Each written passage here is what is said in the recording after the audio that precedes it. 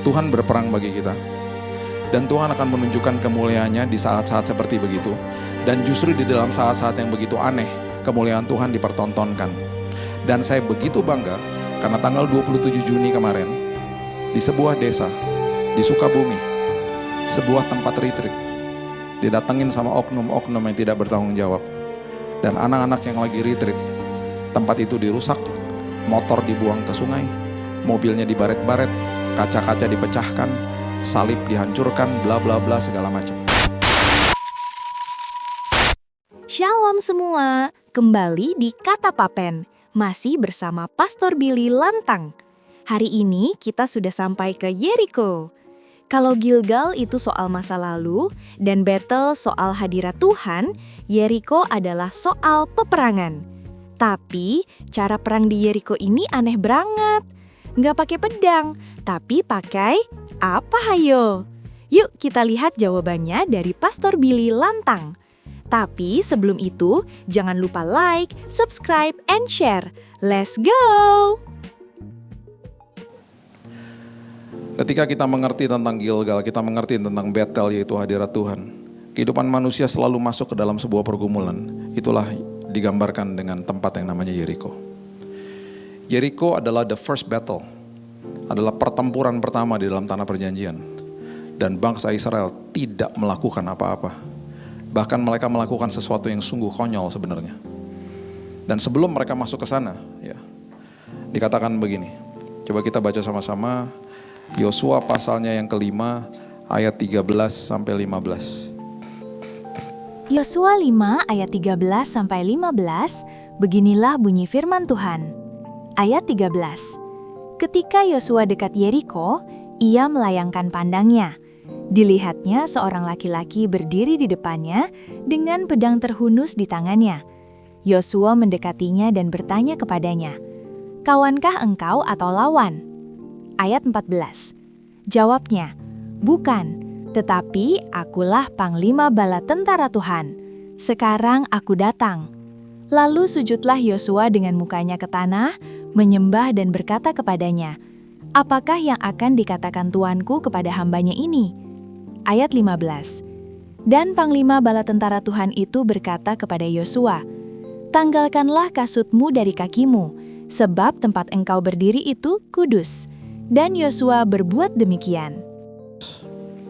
Ini buat saya merinding kalau baca ini. Ketika Yosua dekat Yeriko, ia melayangkan pandangnya. Dilihatnya seorang laki-laki berdiri di depannya dengan pedang terhunus di tangannya. Yosua mendekatinya dan bertanya kepadanya, "Kawankah engkau atau lawan?" Ini keren banget. Kawan atau lawan, sebenarnya dia lagi lihat malaikat Tuhan. Are you friend or enemy? Jawab malaikat Tuhan begini, "Bukan. Neither." Bukan kawan, bukan lawan. Terus siapa dong? "Akulah panglima bala tentara Tuhan. Sekarang aku datang." Lalu sujudlah Yosua dengan mukanya ke tanah, menyembah dan berkata kepadanya, "Apakah yang akan dikatakan Tuanku kepada hambanya ini?" Panglima bala tentara Tuhan berkata kepada Yosua, "Tanggalkanlah kasutmu dari kakimu, sebab tempat yang kau berdiri adalah tempat kudus." Dan Yosua berbuat demikian. Yang terjadi pada saat itu, Tuhan mengirimkan malaikatnya. Dan malaikatnya bilang begini, "Saya ada di sini to take over.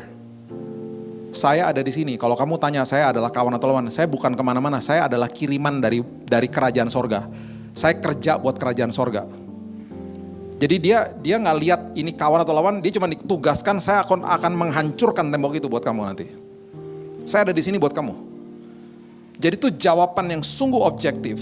Jawaban yang betul-betul kita harusnya paham bahwa ketika di dalam sebuah bahaya, malaikat Tuhan dikirim sama Tuhan.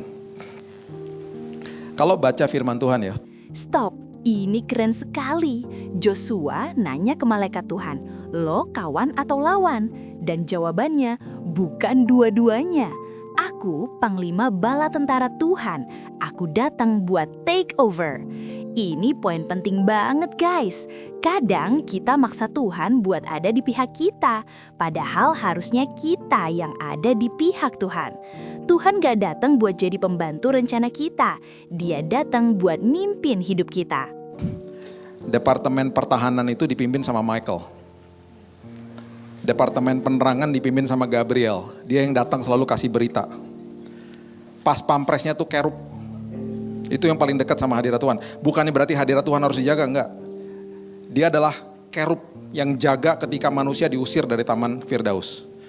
Ada satu yang dipecat dari posisinya, namanya Lucifer. Dia pemimpin Departemen Praise and Worship. Waktu dia dipecat, firman Tuhan bilang apa? Aku mencari penyembah-penyembah yang menyembah aku dalam roh dan kebenaran. Siapa? Saudara dan saya. Kita diminta untuk mengganti posisi dia. Itu sebabnya iblis paling benci sama kita. Benci banget sama kita. Ya, itu urutannya sebenarnya. Dan itu kisahnya luar biasa sekali sebenarnya. Ya, ini adalah salah satu malaikat Tuhan. Ada kemungkinan besar ini Michael, dan dia bilang neither.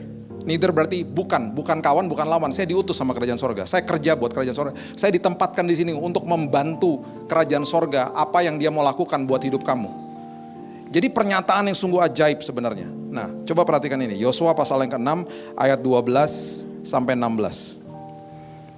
Perhatikan apa yang terjadi di sini. Yosua 6 ayat 12 sampai 16.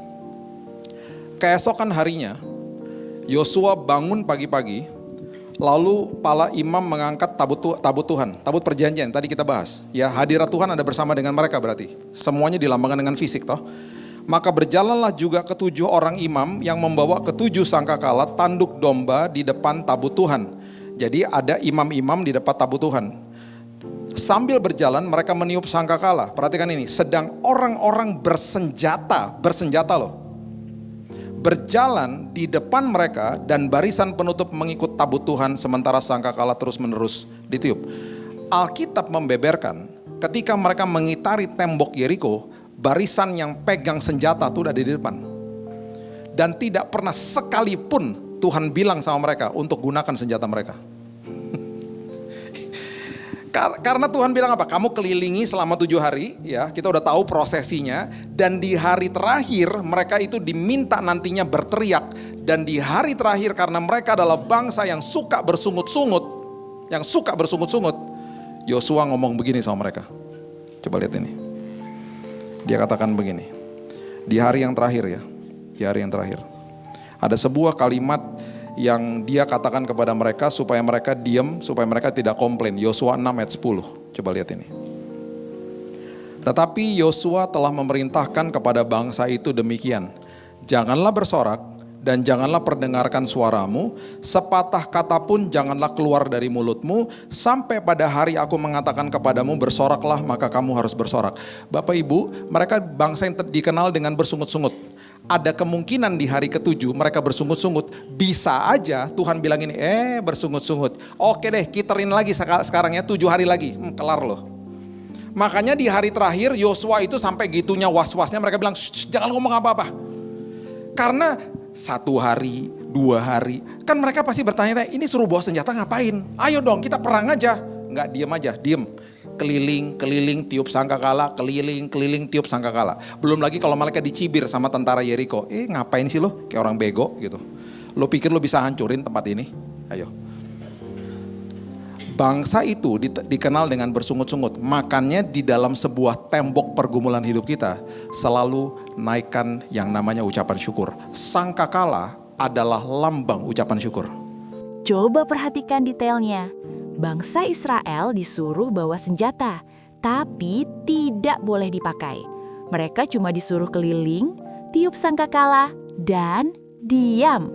Kenapa harus diam? Pastor Billy bilang karena mereka itu bangsa tukang bersungut-sungut. Ini tamparan banget. Kadang tembok masalah kita nggak runtuh-runtuh karena mulut kita sibuk komplain, bukan sibuk bersyukur. Sangkakala itu lambang ucapan syukur. Ternyata, senjata terkuat kita saat hadapi tembok masalah adalah mulut yang berhenti ngomel dan mulai memuji Tuhan. Makanya Yosua wanti-wanti di hari terakhir, jangan ngomong apa-apa, tunggu aba-aba dari saya. Tuhan berperang bagi kita. Dan Tuhan akan menunjukkan kemuliaannya di saat-saat seperti begitu. Dan justru di dalam saat-saat yang begitu aneh, kemuliaan Tuhan dipertontonkan. Dan saya begitu bangga karena tanggal 27 Juni kemarin di sebuah desa di Sukabumi, sebuah tempat retreat, didatengin sama oknum-oknum yang tidak bertanggung jawab. Dan anak-anak yang lagi retreat, tempat itu dirusak, motor dibuang ke sungai, mobilnya dibaret-baret, kaca-kaca dipecahkan, salib dihancurkan, bla bla bla segala macam. Di jam 1.15 siang. Kita udah tahu dengan berbaik hati Gubernur Jawa Barat memberikan uang ganti kerusakan-kerusakan di sana 100 juta. Dan ketika uang itu diberikan kembali kepada rumah ibadat setempat oleh pemilik villa, bagi saya kemuliaan Tuhan dinyatakan. Ketika Tuhan yang bela kita, ketika Tuhan yang memberikan hikmat kepada manusia, kita adalah orang yang memberikan kasih Tuhan. Karena Alkitab katakan saling mengasihi sama seperti Kristus telah mengasihi saya. Bagi saya pemilik villa itu mengasihi orang yang berbuat salah kepada dia. Karena terlebih dahulu Kristus telah mengasihi dia. Bagi saya kemuliaan Tuhan dinyatakan di bumi Indonesia. Dan saya begitu percaya. Karena kejadian kemarin banyak jiwa terima Yesus sebagai juru selamat. Banyak jiwa. Wah, jujur aku merinding dengar cerita ini. Kejadian nyata di Sukabumi, tempat retreat dirusak, tapi respon pemiliknya malah mengampuni dan memberikan kembali uang ganti rugi ke masyarakat sekitar. Ini Yeriko yang nyata. Saat kita disakiti, secara manusia kita mau pakai senjata buat balas. Tapi saat kita pakai kasih Yesus, itu sangkakala yang paling nyaring. Hasilnya apa? Jiwa-jiwa dimenangkan. Masalah nggak selesai pakai otot, tapi pakai respon hati yang benar. Dan sudah terbukti berkali-kali setiap kali ada aniaya, ketika ada respon yang penuh dengan kasih, jiwa demi jiwa melihat, menyatakan kemuliaan Tuhan dan menerima Yesus sebagai juru selamat. Itu yang terjadi. Jadi kalau ada orang bilang begini, doain Pak supaya Indonesia damai. Nggak apa-apa kita doain Indonesia damai, tapi Matius 24 bilang apa? Di akhir zaman aniaya makin banyak. Jadi yang juga kita patut doakan adalah Tuhan tolong supaya kami kuat dan Tuhan tolong supaya respon kami benar sesuai dengan kasih yang Tuhan sudah berikan dalam hidup saya. Bayangin kalau firman Tuhan ngajarin kamu harus saling mengasihi sama seperti kasih orang itu kepada kamu. Wah, kelar kita. Karena setiap orang sanggup berbuat salah kepada kita. Tapi kasih dan respon kita kepada orang lain berdasarkan kasih Yesus kepada saya. Kepada saudara. Saya terkesima dan saya bilang terima kasih Tuhan buat respon yang luar biasa ini. Itu Yeriko-nya orang.